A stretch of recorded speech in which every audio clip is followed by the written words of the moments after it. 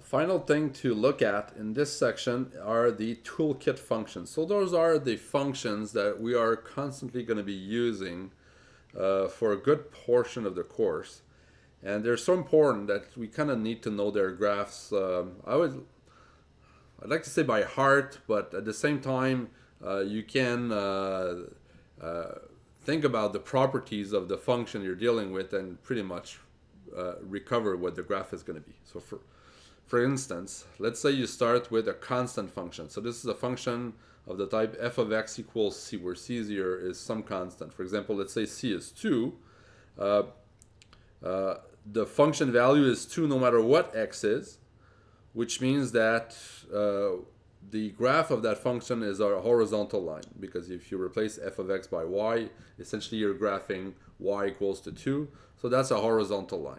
Okay, so this is what I mean. You need to know that by heart, but at the same time, if f of x equals a constant, it should be pretty obvious that its graph is going to be a horizontal line.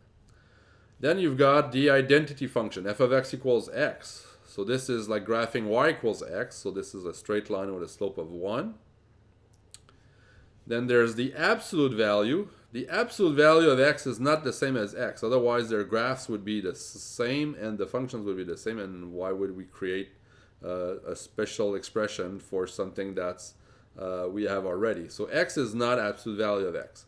In particular, when x is negative, the function value or the output is the opposite of that number. So it's the magnitude of that number. So the magnitude of minus 2 is 2.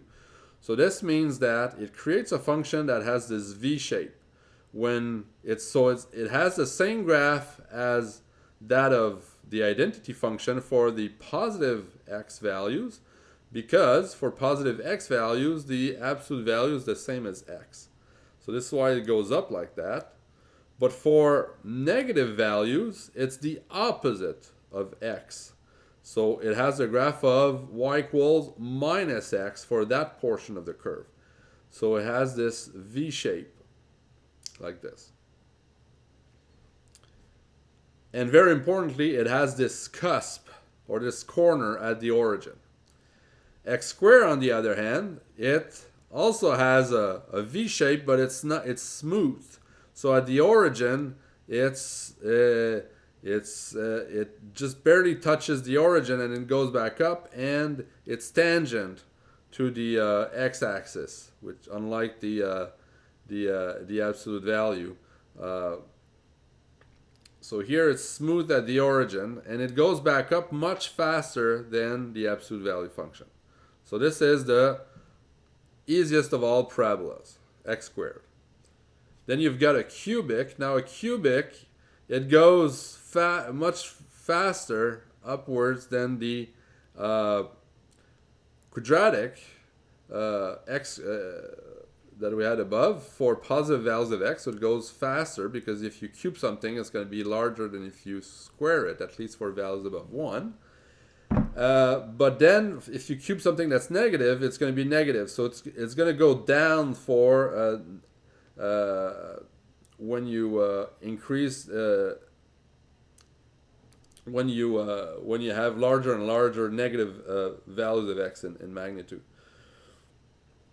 Okay, so it has this S shape like this. This is a cubic. Then you've got the reciprocal 1 over x. So if you look at the table, if you do 1 over minus 1, so if you're at minus 1, well, that's minus 1 again. But if you do 1 over minus 2, that's minus 0.5.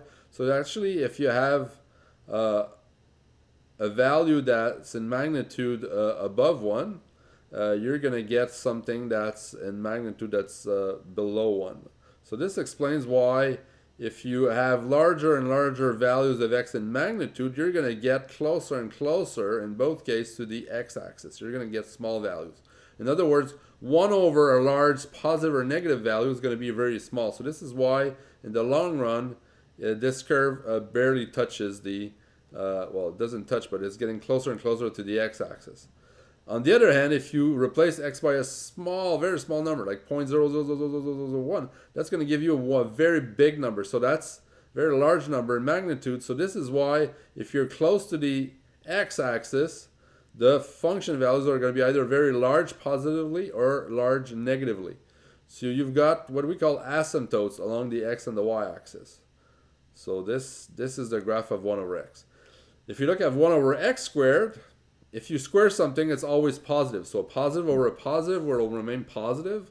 So the only different, well, there are many differences between the two curves, but one main difference is that this one is always positive. It always lies above the x-axis, but it still goes up real fast as you get numbers that are close to the origin, just like the reciprocal function, and you get close to the x-axis if you've got large positive or negative numbers. So it's like a volcano. Of course, this extends right all the way up, right? So it doesn't stop there; it goes all the way up. Square root of x, it looks like this. So it's increasing, but it increases very, very slowly eventually. Okay, so it looks like this, and the cubic root, we won't need that one too much. So I'll ask you to remember square root, reciprocal squared, reciprocal, cubic, quadratic, absolute value, identity, and constant. Identity is part of the family of linear functions, which you also need to be able to graph pretty easily. And we're going to use these toolkit functions to recover the graph of maybe more complex functions. Already you know how to graph more complex quadratics using factorization.